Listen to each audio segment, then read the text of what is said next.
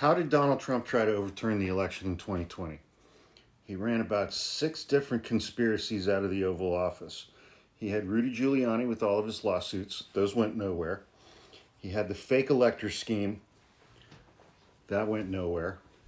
He had the pressure campaign on Mike Pence. That went nowhere. He had his pressure campaigns on a few governors and state officials. That went nowhere. What is one thing that Congress actually got right since then? They changed the Electoral Count Act. Because one of the things that Donald Trump and his little half-smart inbred Gomer army working out of the White House and the MAGA chuds in the Freedom Caucus in the House and the Senate, they're like, oh, we'll just get Mike Pence to throw up his hands and say, there's too much confusion with these electoral votes, so I'm going to send it back to Congress. Because when they called Arizona, one member of the House and one member of the Senate stood up and objected, and then we had to have 2 hours of debate, and that 2 hours of debate didn't solve anything. So now I'm going to throw out Arizona's slate of duly elected electors, and we're going to throw it back to Congress, and we're going to start over, or we're going to send it back to the state legislature, blah, blah, blah, blah, blah. The vice president no longer has the power to do any of that. They didn't have the power to do it before, but now they explicitly don't have the power to do it.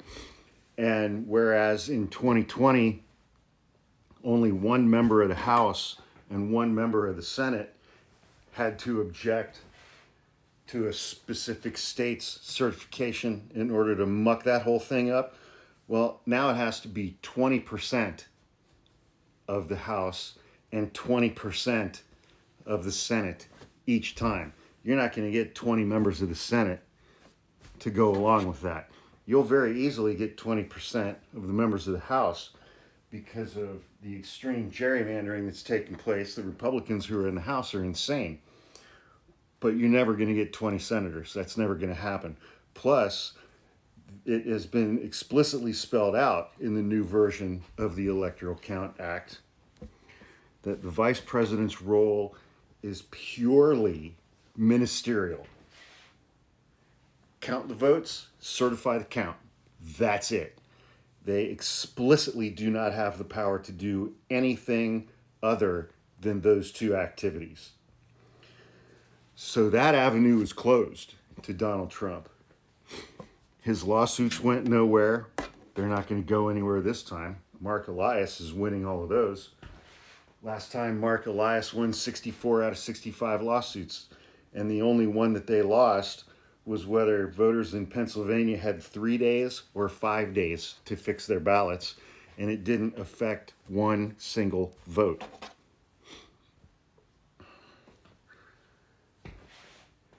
Every judge in every jurisdiction knows what's coming this time around.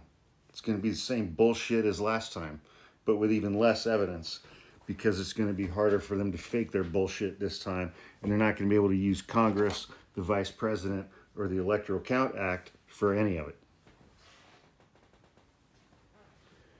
That's not to say that the period of time between Election Day and Inauguration Day isn't going to suck.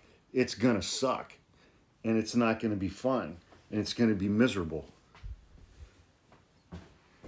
But if Kamala Harris wins, and I think she's gonna, there's nothing they can do to stop it. There's nothing they can do to stop it.